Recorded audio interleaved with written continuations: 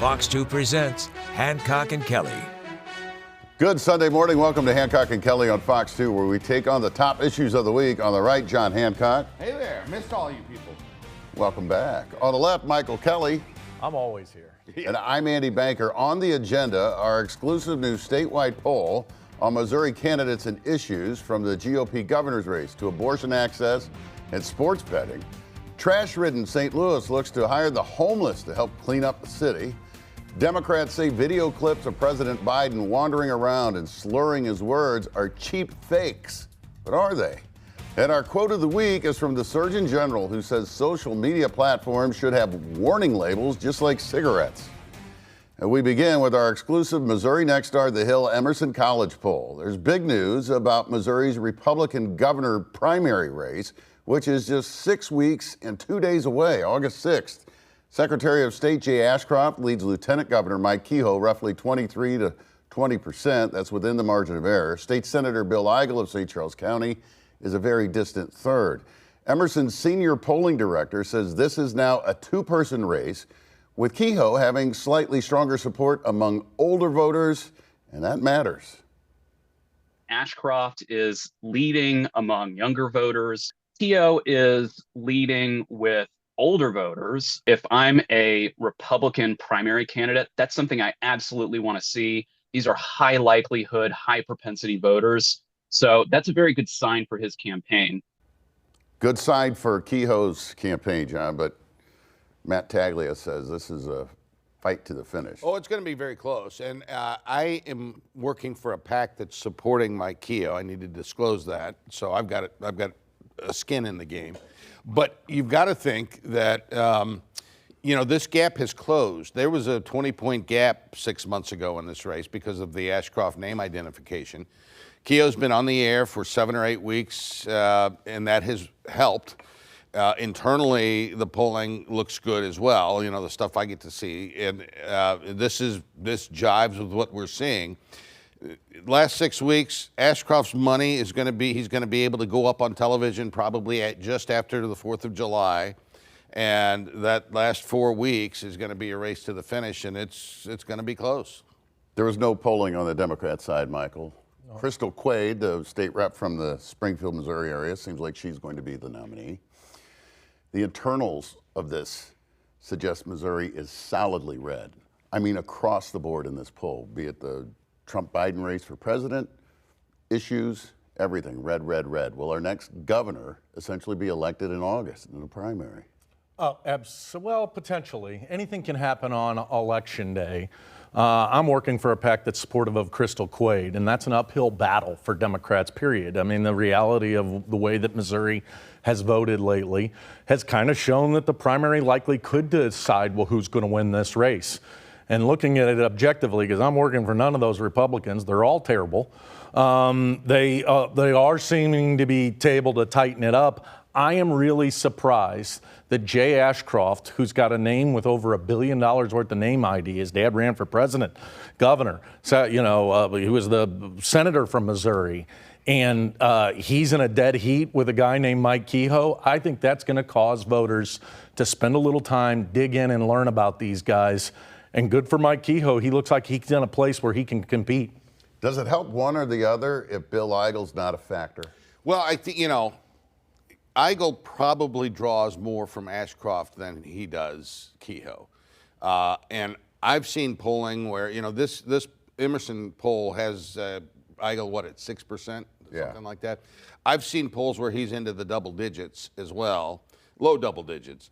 And the better Eigel does, I think is more helpful to Mike Kehoe. Yeah, that's probably right. At the end of the day, I don't think Bill Eigel cares who he helps or whatever. I think it's more about putting a spotlight on himself and his agenda. He's really a lot like Donald Trump in that way. He's flamboyant. He's over the top. It turns a lot of voters off. He's probably going to play spoiler in this race. He's not going to drop out, is he? No, that could change. No. He's in it to win it. And hey, there's 6 weeks to go. Only one candidate's up advertising right now. That's not going to be the case much longer. And so there's a lot of moving parts yet to play out. The poll also asked what Missourians see as their top election issue. 34% say the economy. Abortion access is next, a distant second at 12%, not too far ahead of immigration, health care, and crime. Nonetheless, the pollsters say that the 12% for abortion access is actually higher than in other states where abortion issues on the ballot have driven voter turnout in statewide elections. Missouri has a total abortion ban, and Michael, the issue of abortion rights is very likely to be on the ballot in November. Yeah, and it's specifically going to play an impact around the major cities, both in St. Louis and Kansas City in those primaries. I think it will energize voters even more. I think the reason you see it at 12% statewide is, this is a conservative state. So it is, there's no doubt about it that abortion is helping drive the narrative in this election.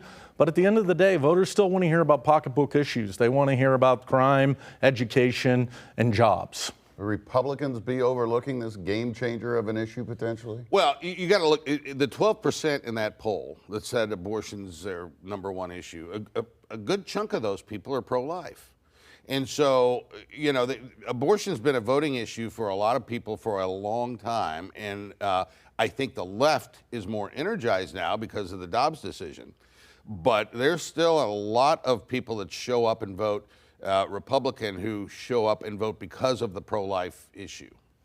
Well, one other big race not in the poll is St. Louis's first congressional district race. Like the GOP governor's contest, this one may also in effect be decided in the August primary. Democrat St. Louis County Prosecutor Wesley Bell's new campaign ads are dominating the airwaves. The two-term incumbent Democrat Cori Bush has campaign signs all over St. Louis, and now claims are surfacing that she made back in 2022 that she cured a homeless woman who had tumors on her torso.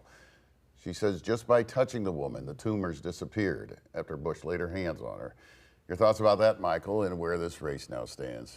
Well, nothing is surprising with me about Cori Bush other than even when we learn this kind of stuff, even when she votes against President Biden's agenda, even when she votes against bringing ARPA money and opportunity to St. Louis, the voters don't seem to care.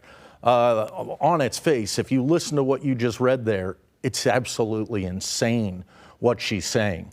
At the same time, she's also pointing to Wesley Bell. Hey, this is a prosecutor who's coming in, who used to run campaigns for Republicans. He's some ultimate conservative. We have now gotten to the place where these two aren't going to talk about the issues, and it's all about bringing out your voters. John, I don't think there's a Republican anywhere who thinks Wesley Bell or Cori Bush is good for the city of St. Louis or North County, the district they represent. Is there not a Republican that could even make a dent in that district? No. It's just... no, in that district, it's never going to happen. It's going to be interesting. Bell's run a better campaign than I expected him to run. And I think his messaging is pretty tight, and it's good. The challenge he's got is because it's a active gubernatorial primary cycle, he's not going to benefit from any crossover voting. There's not going to be people that otherwise would vote in the Republican primary that are going to vote for in the Democrat primary because of the governor's race and the attorney general's race. So he's got a bit of an uphill battle because Bush does have passionate supporters out there. But, at this point, I wouldn't be shocked if Wesley Bell pulled this thing out. That's a dynamic here coming in August, is that if you live in the first congressional district, you have to decide. Democrat ballot or Republican ballot. You're either voting for Cori Bush, Wesley Bell, or you're voting in the governor's race. Oh, I definitely think it's a choice that a lot of voters, particularly in St. Louis County, are going to be facing. On the same coin, though, I think in St. Charles County, you're going to have a lot of Democrats in suburban counties that are going to say, wait a minute, I kind of know who's going to be my state rep. I want to pick who the governor is, and they're going to hop into that race. We're going to see the suburbs play a role even in this ruby red state.